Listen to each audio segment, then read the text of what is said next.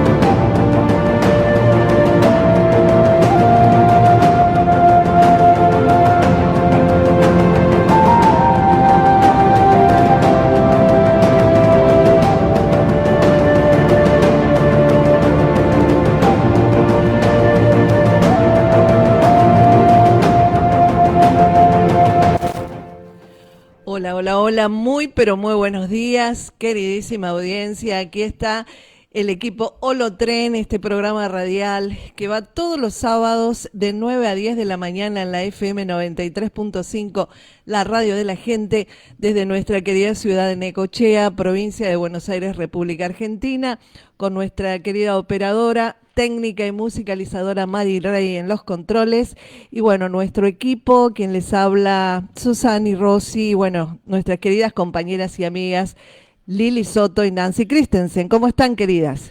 Muy buenos días, ¿cómo está nuestra linda audiencia de los sábados? Bueno, vayan poniendo la pava para el matecito, prepárense el café, que tenemos algo re lindo para contarles. Vamos a hablar de las escuelas Waldorf, así que tenemos un invitado. Y bueno, que tengan una hermosa mañana y muchas gracias por acompañarnos. Buenos días, muy buenos días, querida comunidad. Y bueno, acá los invitamos a seguir aprendiendo, ¿no? Seguir aprendiendo sobre nuevos modelos en educación, que es lo que se viene. Así que bueno, acá estamos. Gracias por estar. Sí, exactamente. Bueno, y aquí estamos hoy muy felices porque tenemos un docente de movimiento y rector de secundario de la Escuela Waldorf Juana de Arco, de aquí de la Ciudad de Buenos Aires. Y estamos muy agradecidas con él, con Nicolás Kietzman, porque nuestra querida Lili se comunicó con él, inmediatamente nos atendió con una excelente predisposición para poder estar hoy con nosotros. Y agradecemos profundamente la participación de Nicolás. ¿Por qué? Porque nosotros en nuestra revista Holotren, que ya estamos preparando el 4º número, lo que vamos informando, lo que vamos transmitiendo es una información referida a estos modelos que se conectan realmente con el ser, con lo que somos como seres humanos, a modelos que muchos quizás no conocen porque estamos acostumbrados a un sistema desde hace mucho tiempo que nos estructura con la idea de que la economía es de una forma determinada, la escuela es de una forma determinada, que la salud se aborda específicamente dentro de una estructura determinada, Pero ¿qué es lo que nos vamos dando cuenta y cuál es el objetivo de la revista y de estos programas? Es justamente tomar conciencia que todos esos sistemas que estamos experimentando desde hace tanto tiempo, en realidad se olvidaron de algo fundamental. Y es que más que un cuerpo físico, biológico, somos un alma, somos un ser que tiene un propósito de un continuo desarrollo y evolutivo, y que verdaderamente nuestra esencia es una esencia que tiene infinidad de potencialidades para vivir de una forma plena. De una forma plena es de una forma donde pueda priorizar lo emocional, donde pueda priorizar sus virtudes y donde esté preparado para vivir en una comunidad muchísimo más fraterna y mucho más segura además también. Entonces, en estos modelos hemos hablado con representantes, por ejemplo, de temas vinculados con la salud, donde dentro de la salud nos damos cuenta que somos mucho más que un cuerpo físico, por lo tanto hemos también ampliado nuestra visión en conexión, por ejemplo, con distintas terapias holísticas, energéticas, porque nos dimos cuenta que somos más, como decimos, que un cuerpo físico. Dentro de la economía, en la revista también nosotros planteamos una economía consciente, algo que realmente cambia el paradigma de lo que siempre nos hicieron creer con que es la economía, ¿no? Nosotros decimos la economía es algo frío, algo que no tiene en cuenta al ser humano.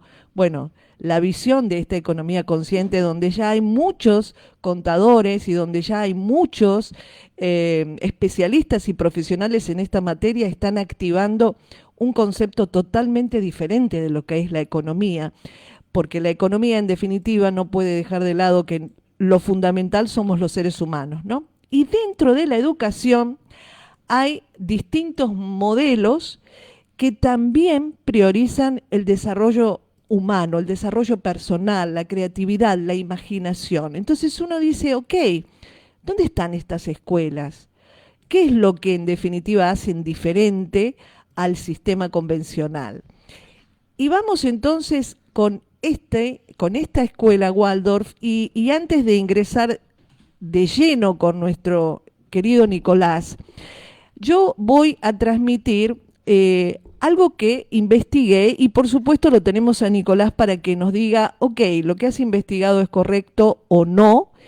Y me gustaría mucho entonces empezar con esto de qué es la escuela Waldorf. De acuerdo a lo que yo investigué, y volvemos entonces a coincidir que lo tenemos a Nicolás para que corrobore o dé la idea de cómo comenzó la escuela Waldorf, esto no es algo de este siglo XXI. Esto comenzó en el año 1919 en Stuttgart, Alemania. ¿Y cómo comenzó esto? Porque una fábrica de cigarrillos, justamente llamada Waldorf Astoria, había decidido crear una escuela para los hijos de los trabajadores de esa fábrica de cigarrillos. Y se le encarga justamente a Rudolf Steiner, un gran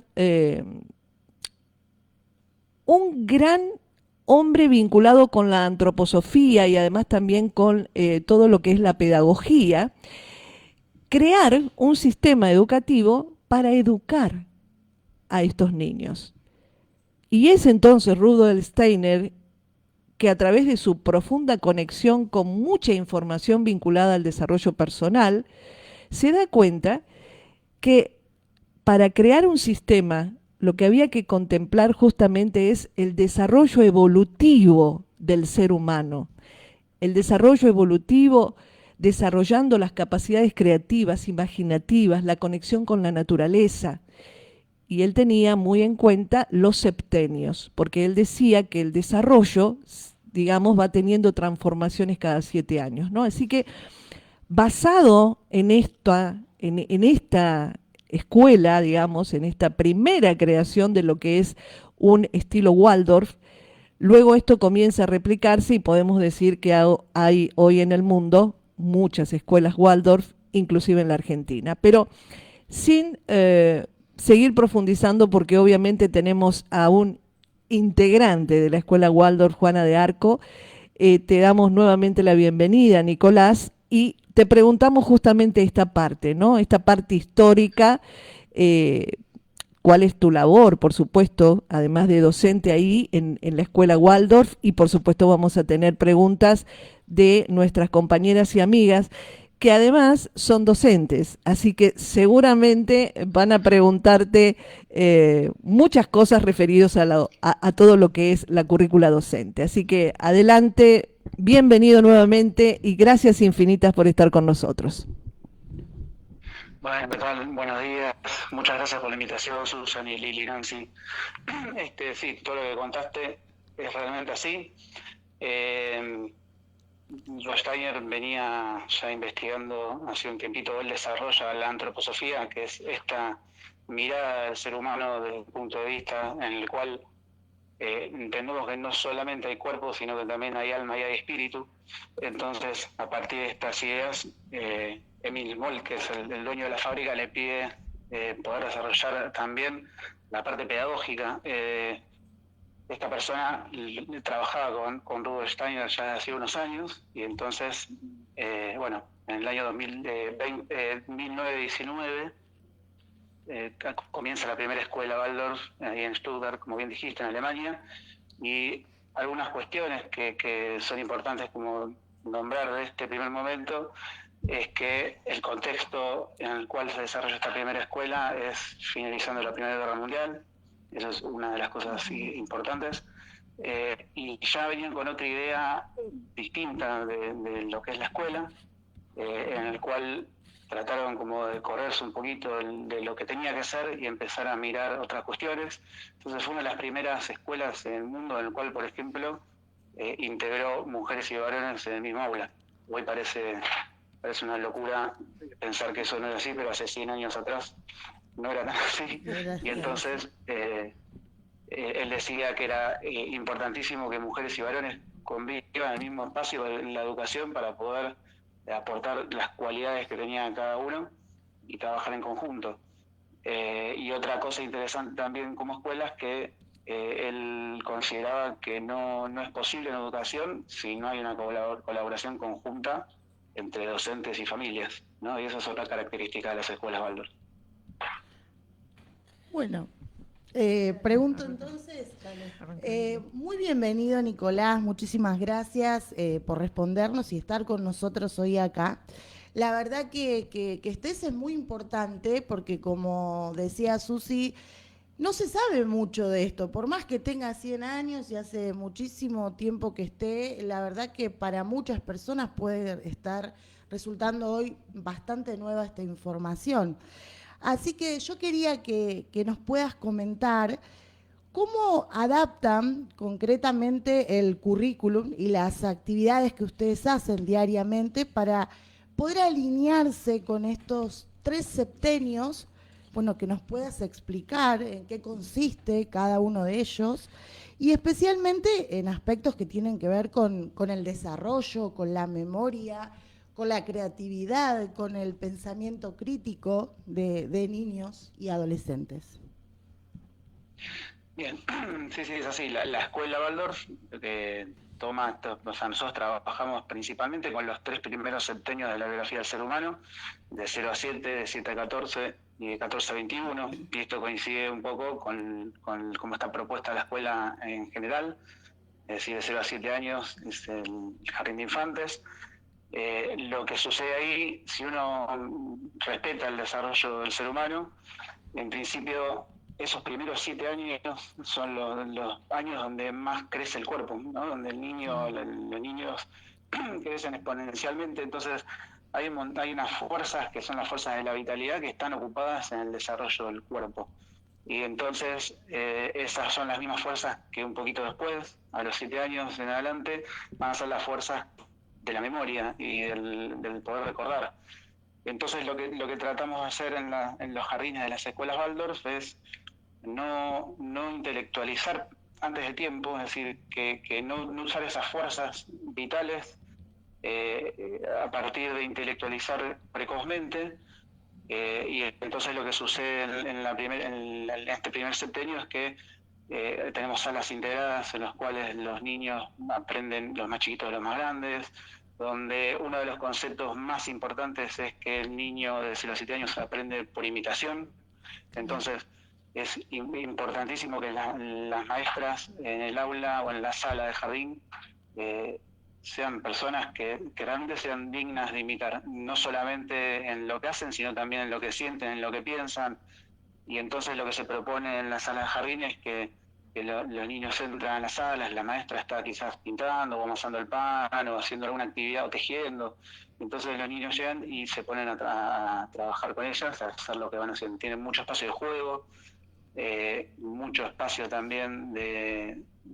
Es como si fuera una segunda casa, tratar de respetar este tiempo del niño de esa primera etapa. Bueno, un poco lo que es el jardín de infantes va por esa línea. Que les puedo contar un poco más del jardín. Se trabaja mucho con los ritmos del año, eso es fundamental. Es decir, que nosotros en otoño tenemos un ritmo en la naturaleza, en invierno tenemos otro, entonces cuando llegan las aulas generalmente no los reciben con las luces prendidas, así quizás a principio de año hay más luz y después a mitad de año hay menos luz porque el día arranca un poquito más tarde y después cuando empieza la primavera ya el sol aparece de otra manera, entonces vamos tratando de generar cuestiones en el año que tengan que ver con el ritmo anual. Quizás en otros momentos de la humanidad el ser humano conectaba con estos ritmos de la naturaleza y hoy lo tenemos medio perdido, ¿no? Sí, totalmente. En la sociedad actual en la que vivimos. Tenemos poca relación con lo que sucede en el ritmo del día o del año. Lo perdemos porque estamos ocupados con otras cosas. Bueno, entonces se pone mucho énfasis en que el niño conecte con el ritmo del año, con el ritmo de los días, del mes, ¿no? Bueno, esto ocurre en el primer septenio. En el segundo septenio ya arranca la primaria y ahí suceden otras cuestiones, digamos, ¿no? El primer indicio de que el niño ya tiene estas fuerzas, como les contaba antes, de lo vital, disponibles para la memoria, es el cambio de dientes. Cuando ya cambian sus dientes de leche y aparecen los dientes propios, ese es un indicador de que ya estamos listos para poder empezar a trabajar de otra manera. ¿Cómo? Perdón. No, está bien. Realmente quedamos tan gratamente asombrados escuchándote que solamente fue un comentario nuestro como diciendo, claro. Así que seguí, Nico, seguí. Está bien. Perdón. Bueno, entonces, en los primeros grados de primaria, un poquitito acompañamos esta primera idea que sucede en el primer septenio. Todavía hay mucho juego, todavía hay mucha imagen.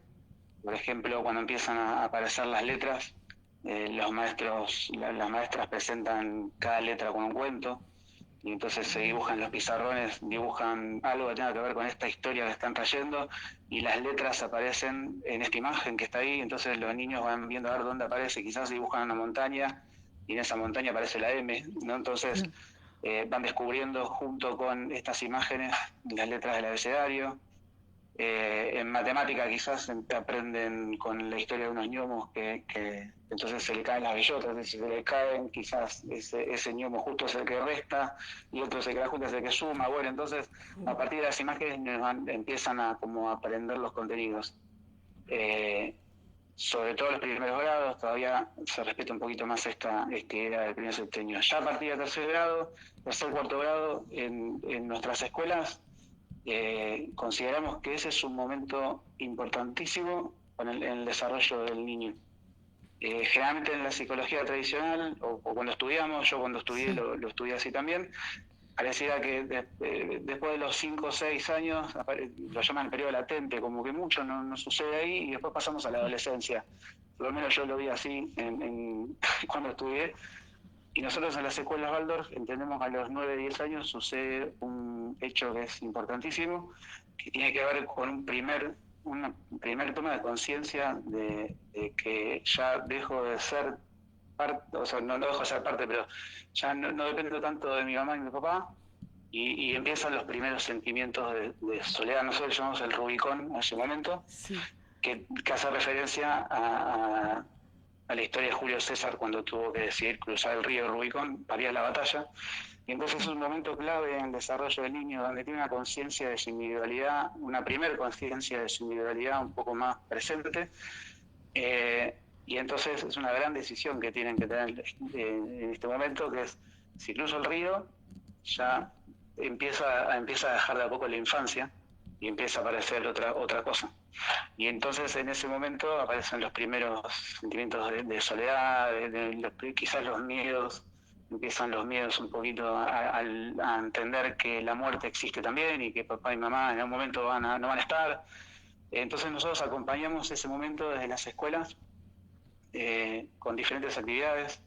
Por ejemplo, se tejen un chaleco con la idea de poder generar su propia protección. Se siembra el trigo y entonces hacen todo el trabajo con el trigo hasta que después lo cosechan y pueden hacer su pan. Y también se ven los oficios, entonces realizan una construcción, y a partir de hacer esas diferentes cosas vamos acompañando este momento clave como para que tengan esta sensación de que ellos pueden en su vida también ir tomando estas cosas ya un poco más separados de lo que es la familia. Y entonces ahí cambia un poquito ya el gesto en la primaria, donde empiezan a trabajar. Nosotros, no sé si la gente sabe, ustedes saben, nosotros trabajamos por épocas, donde llamamos épocas, hora principal a la primera hora de la mañana, y entonces los maestros van trabajando en periodos de 2, 3 o 4 semanas, donde van trabajando diferentes cuestiones. Por ejemplo, tenemos una época de historia, entonces con su maestro trabajan 4 semanas de historia, y van presentando todos los días este contenido, y después dejan de tener historia, pasan a tener, no sé, geología, botánica, bueno, van pasando por diferentes cuestiones. Como el maestro en la escuela Waldorf, el maestro de primaria, acompaña los 7 años, en el caso de las escuelas de provincia de Buenos Aires, que el sistema 6 y 6, igualmente lo que sería el primer año secundario todavía tratamos que el maestro acompañe, pero bueno, en nuestra escuela en particular, en Ciudad de Buenos Aires, el sistema 7 años de primaria y después viene la secundaria, entonces el maestro acompaña los 7 años seguidos al grupo. Entonces lo que se va generando ahí es lo que llamamos nosotros la autoridad amada, es decir, la autoridad, no la autoridad por autoritarismo, sino la autoridad porque se ganan el respeto del niño conociéndolos verdaderamente. Claro. Entonces, este maestro trabaja en periodos de un mes más o menos, 3, 4 semanas, y van trabajando diferentes épocas. Estas épocas las trabajan a partir del arte, mucha narrativa, mucho cuento. No tanto todavía, o sea, si bien ya tenemos las fuerzas de la memoria activas y disponibles, se lleva todavía mucho a la práctica, a la experiencia.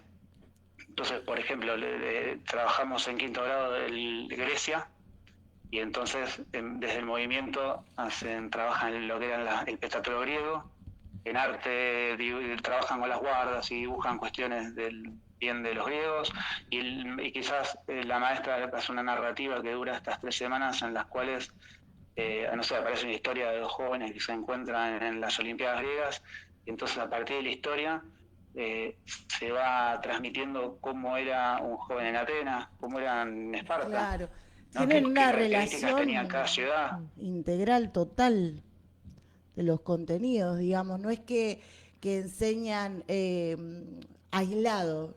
Todas las secuencias de actividades están todas conectadas. Siempre se trata, en la primaria principalmente, se trata de que haya cuestiones prácticas y artísticas. Entonces, si yo voy a ver Egipto, seguramente vamos a arrancar, bueno, yo soy exalumno también de una escuela, entonces puedo contar un poquito de experiencias que tuve yo también. Quizás si uno va a Egipto, primero se traen papiros y armamos papiros, vamos armando el papiro, entonces se dibujan adentro del papiro y se ponen como se dibujan diferentes imágenes de lo que pasaba en Egipto, ¿no? Y entonces eso se acompaña con una narrativa, y después por supuesto se trabajan cuadernos y se trabajan contenidos también, pero siempre tiene que haya una relación real con las cosas, no es solamente aprender de memoria algo y repetirlo, sino es que realmente se pueda vivir eso que estamos trabajando. Mientras Entonces, te lo que va escuchaba, sucediendo, sí. me surge una pregunta. Bien, vos dijiste que te había formado, obviamente para poder ser docente en una escuela Waldorf, necesitas el título que te da el Ministerio de Educación de la provincia, ¿no? Un título oficial, digamos. Y después, ¿ustedes tienen otra formación o cómo es que esto, para poder trabajar en una de estas escuelas? ¿Se tienen que formar en otras áreas? ¿Cómo llevan adelante, digamos, la capacitación docente? Bueno, los maestros, sí, para trabajar en una escuela oficial hay que ser docente del área o maestro de grado o en el caso de los secundarios, profesores de su materia. Y después hay seminarios que en este momento no hay seminarios oficiales, es decir, son seminarios que nos dan como la certificación interna dentro de las escuelas Waldorf. Seminarios específicos donde se va trabajando, primero se estudia lo que es la antroposofía y esta imagen o esta como visión del ser humano, Claro. y después cómo aplicar esto en las diferentes áreas de la escuela. Por ejemplo, tenemos para tanto jardín primaria o secundaria, tenemos dos seminarios en el año, uno antes de comenzar las clases en febrero y otro generalmente, por lo menos en secundaria, decimos así, en julio, donde se juntan los docentes de las escuelas Waldorf de todo el país. En primaria se estaban juntando en Córdoba, en secundario nos estamos juntando acá en Buenos Aires y vienen de Latinoamérica, de todas las escuelas de Latinoamérica también, y hacemos seminarios de formación docente autogestivos, en los cuales presentamos investigaciones y trabajamos por áreas, y así nos vamos formando en cada área particular. Claro, es la figura del docente, me imagino, ¿no? Digo, nosotras, yo tengo 15 años de experiencia como docente de primaria, obviamente en escuelas estatales, y mientras te escuchaba, imaginaba todo el contexto, ¿no? Por ahí lo que carecemos o lo que carece un docente, o sea, es tan distinto los recursos, la forma, inclusive la forma de que van a tener de verte los niños, porque ese vínculo que ustedes construyen por largos años es fundamental para poder, digamos, llevar adelante un desarrollo humano digno.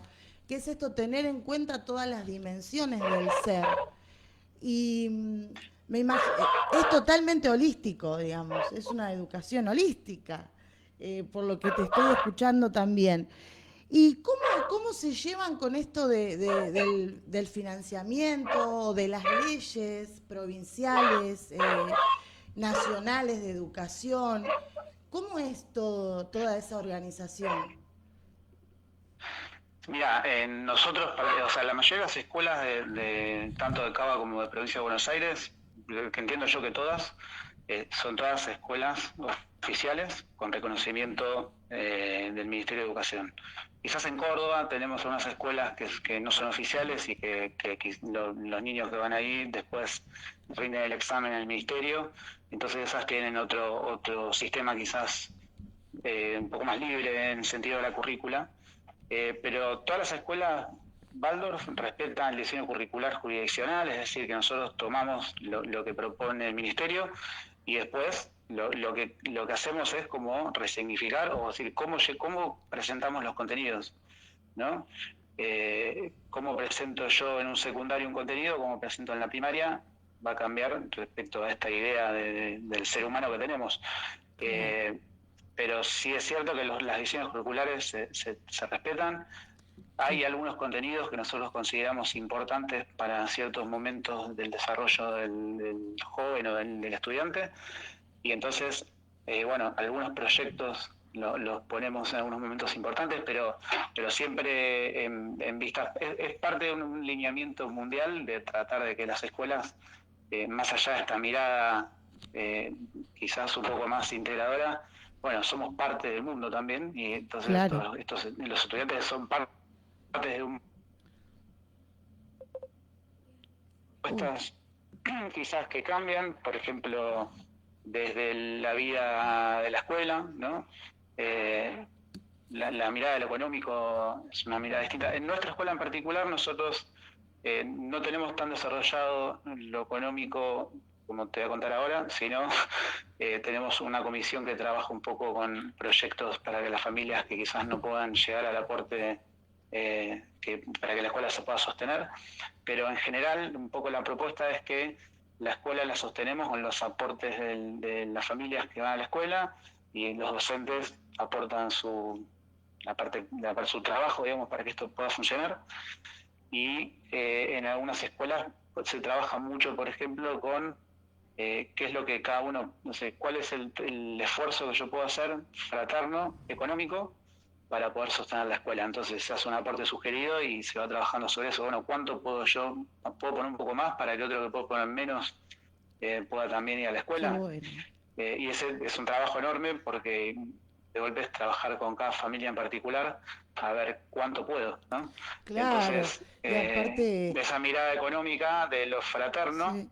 y lo fraterno no es a ver si puedo poner menos o cuánto quiero poner, sino es cuánto puedo poner y qué esfuerzo puedo hacer para poder sostener eso, ¿no? Y algo que quizás que Qué cambia, lindo. que por ejemplo todos hacen el mismo aporte. En jardín, primaria o secundaria, en muchas escuelas, el aporte es el mismo. Es decir, no cambia el valor de lo que aportan, como el sugerido, sino que entre todos sostenemos la escuela. Algunas escuelas, bueno, han Lindo, lo diferenciado un pienso. poquito el aporte sugerido, porque quizás, bueno, obviamente en una primaria o en un secundario tienen mayor carga horaria que en un jardín, pero un poco la idea va desde ahí, de poder sostener la escuela entre todos. Bueno, yo te voy a hacer una última pregunta, así dejo también a mi compañera. ¿Cómo se llevan con el tema de la tecnología? ¿Cuándo la incorporan? O si la incorporan, ¿no? Sí, bueno, eso es un gran tema. Sí, tratamos en primer lugar de que en los primeros años del desarrollo del niño, preferentemente nosotros lo que pedimos a las familias es que no tengan tecnología.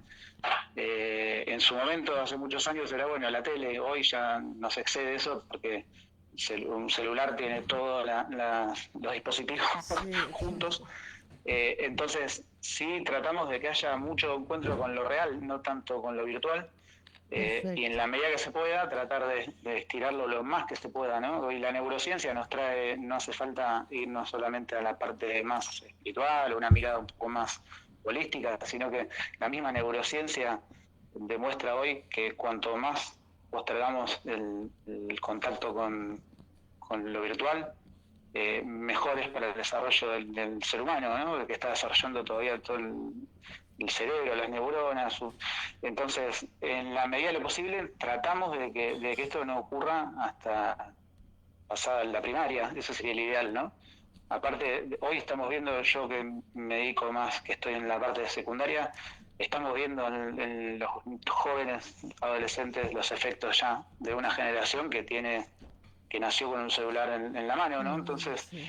los niveles de atención, el nivel de la poca concentración que tienen las cosas, como si la vida fuera un reel donde voy pasando de interés, y esto se está notando cada vez más. Entonces, tratamos nosotros de darles la mayor cantidad de posibilidades de conexión con la vida real, que el otro tiene de sobra y va todo tan rápido que inclusive no sé cuánto podemos aportar en las escuelas de la tecnología.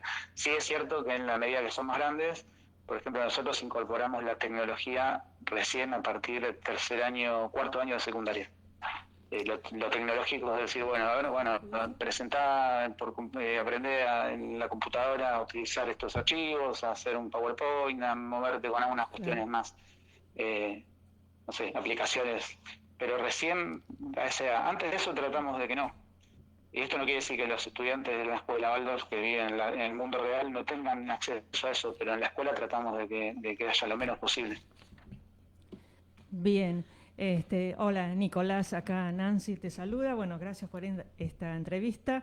Y te quería preguntar, los alumnos, ¿cuántas horas van a clases?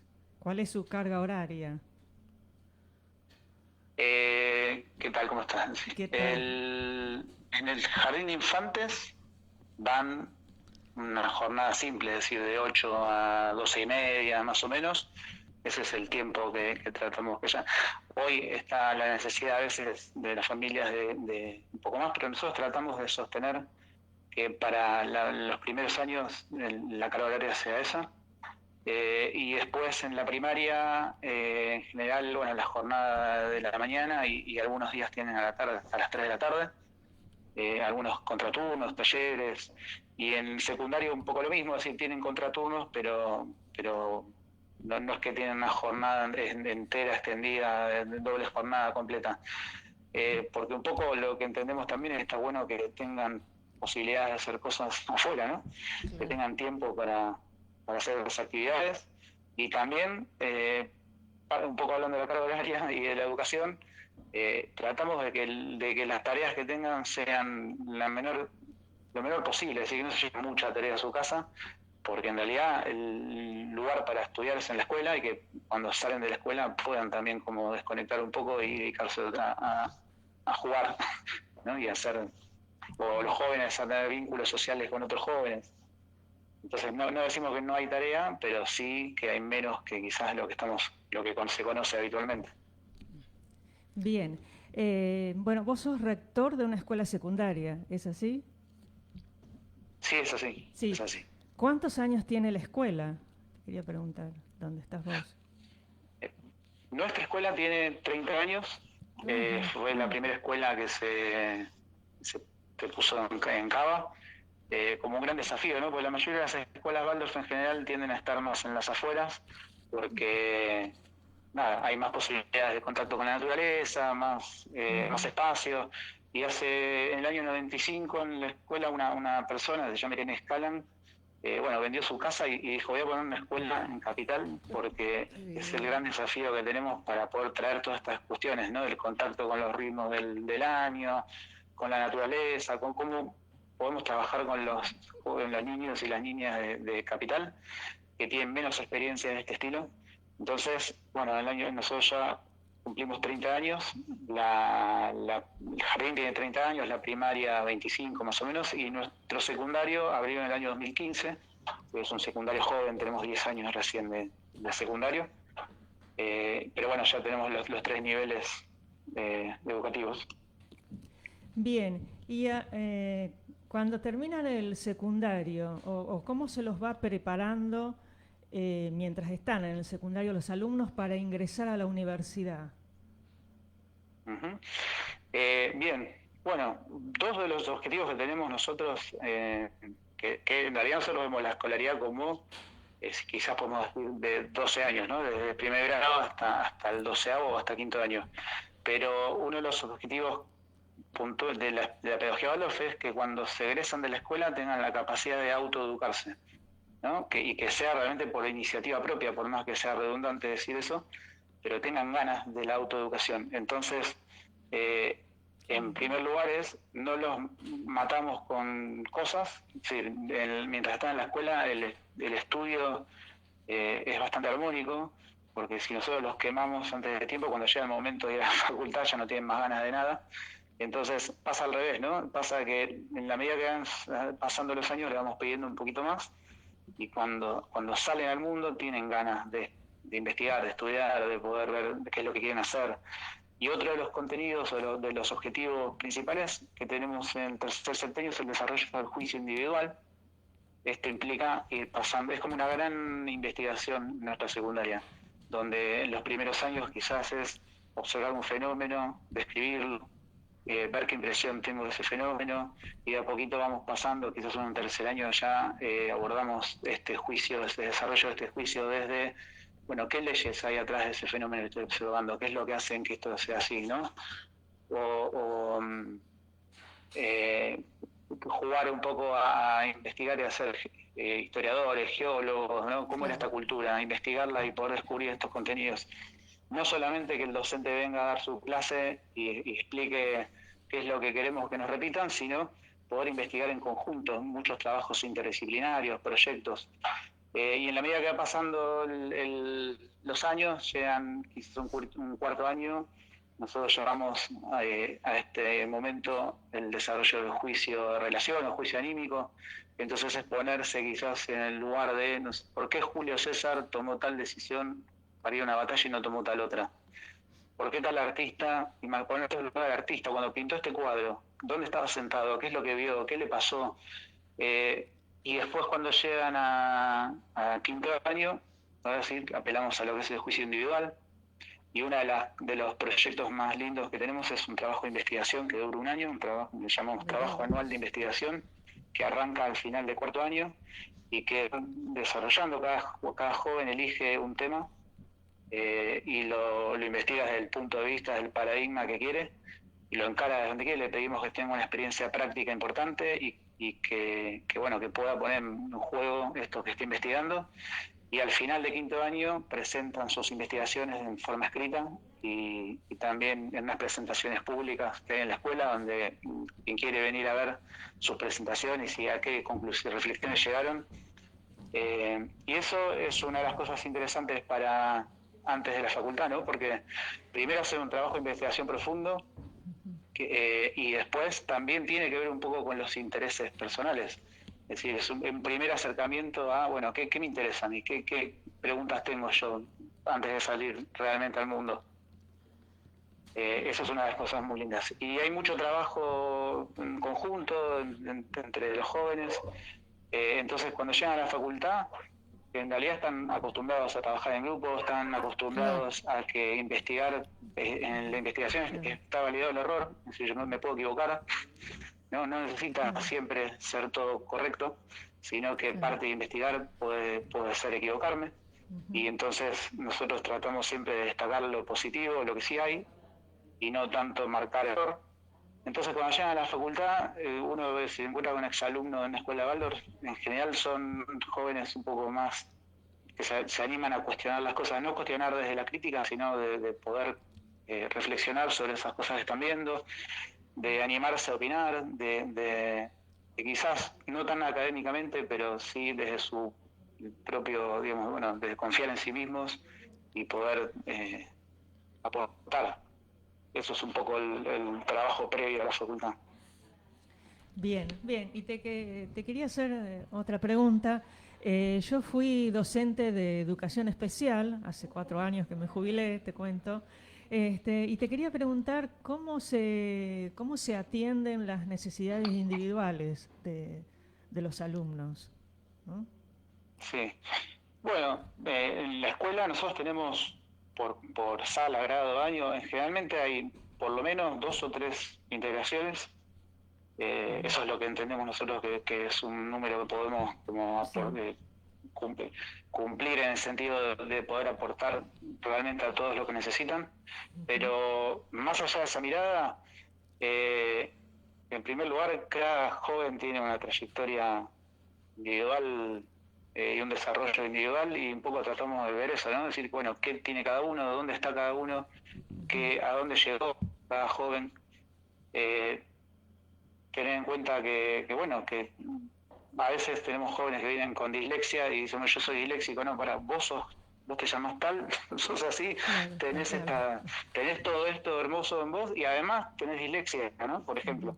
Bueno, la dislexia no es quizás una cuestión, una cuestión muy importante para nosotros por lo menos, pero vienen jóvenes, por lo menos al secundario, bastante lastimados con el sistema tradicional, con estas cuestiones, ¿no? Y entonces se relajan un poco cuando uno trata de ver, bueno, ¿dónde estás vos? ¿Qué podés? ¿Qué desarrollar? ¿Cuánto le pusiste a este trabajo que estamos haciendo? No solamente cuánto decís o cuánto repetís de lo que quiero escuchar, sino también es, bueno, ¿qué trabajo hiciste? ¿Cuánto te comprometiste? ¿No? Y poder aprender del lado y poder convivir con todas las posibilidades que hay en el ser humano.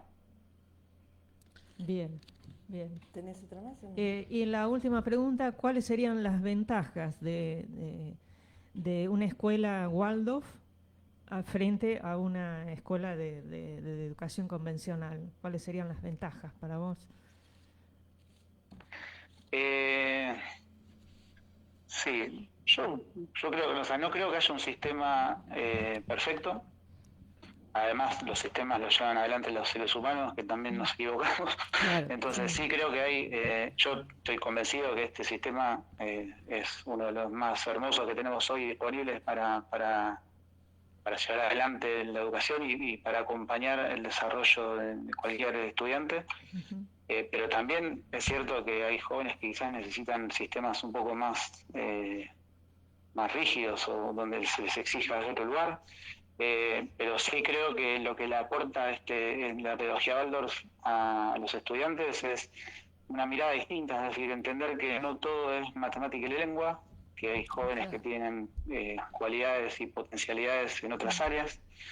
Para nosotros es fundamental, es decir, cada área, tanto en el hacer como en el sentir y el pensar, es decir, o las materias de movimiento, las artísticas y las más cognitivas, cada una aporta algo distinto.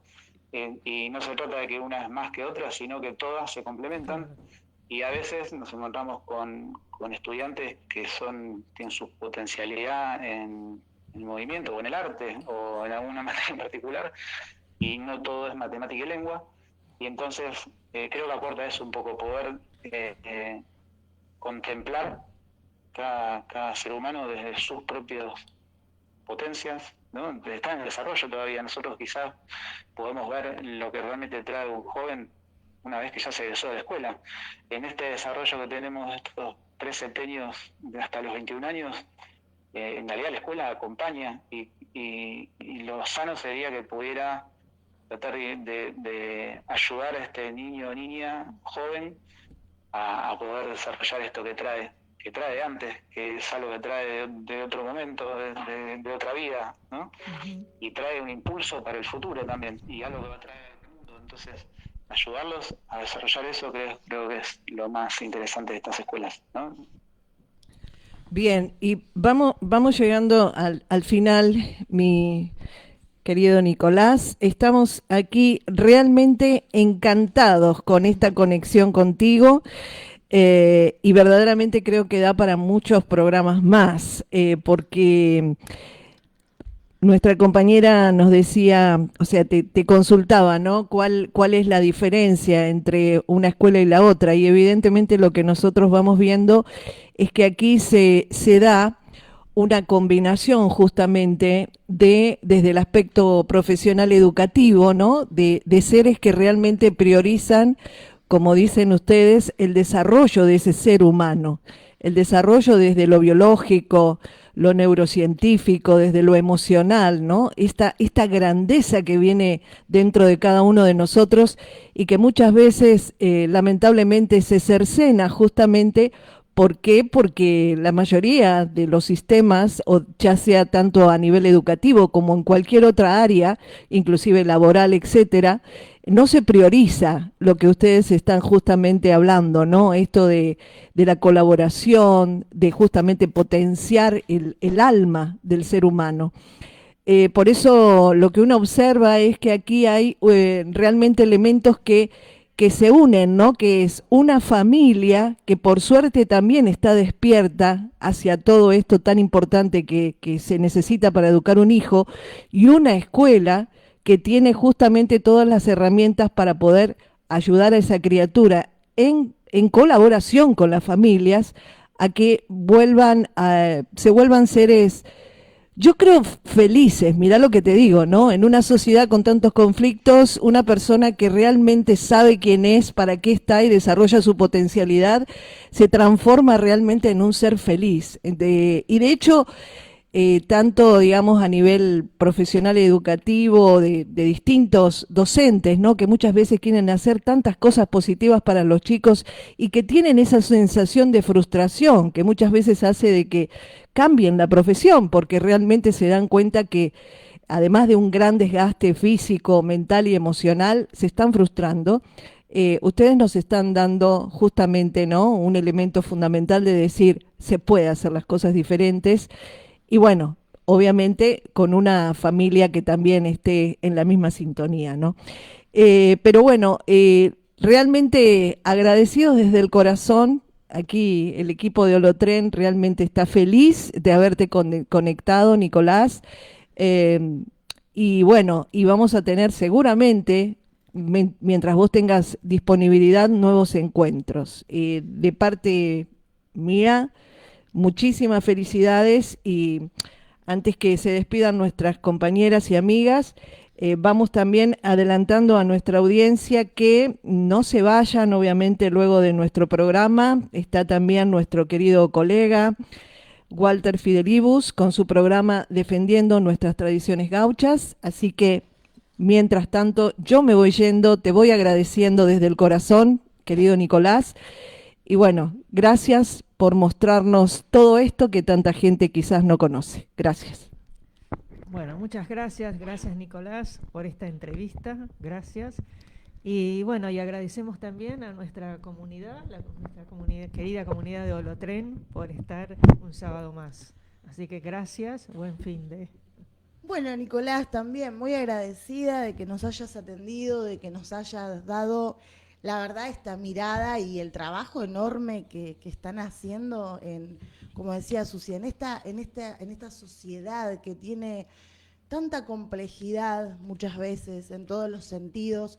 Creo que a los docentes hoy nos diste una caricia en el alma, los que por ahí no hemos tenido la oportunidad de trabajar en estos contextos, porque realmente todos los que nos contaste, yo me iba imaginando desde mi experiencia, y qué sé yo, tantas veces que luché por hacer un proyecto y los recursos y esto, lo otro, como que vas en contra de la corriente dentro de un sistema y no debería ser así. Así que esta cosa de potenciar al ser humano con su propósito, con lo que es maravilloso. Así que muchísimas gracias. Bueno, muchas gracias por la invitación, a disposición. Esto es enorme, uno podría hablar un montón de cosas, así que hacer un primer plano general es bastante complejo porque hay que como compactar ideas, pero acá estamos a disposición, así que bueno, muchísimas gracias por la invitación. Bueno, muchísimas gracias, querido Nicolás. Nos vamos yendo. Bueno, siempre, como dicen nuestras queridas compañeras olotrencitas, agradecidas desde el corazón por estar, por acompañarnos y por sumarse a nuestros vagones. Le vamos anticipando también a nuestra audiencia que el domingo 14 de septiembre a las 15 horas en la Liga de Madres de Familia, calle 662806, hay una charla libre y gratuita brindada por Agustín Vidondo, que habla sobre las 5 leyes biológicas. También un paradigma realmente importantísimo para poder comprender las llamadas enfermedades, no como nosotros siempre lo entendimos, sino directamente como una gran oportunidad de sanación que nos brinda el organismo cuando vivimos experiencias difíciles. Así que gracias, gracias, gracias. Abrazos. Hasta el próximo sábado. Chao, chao. Gracias. Chao.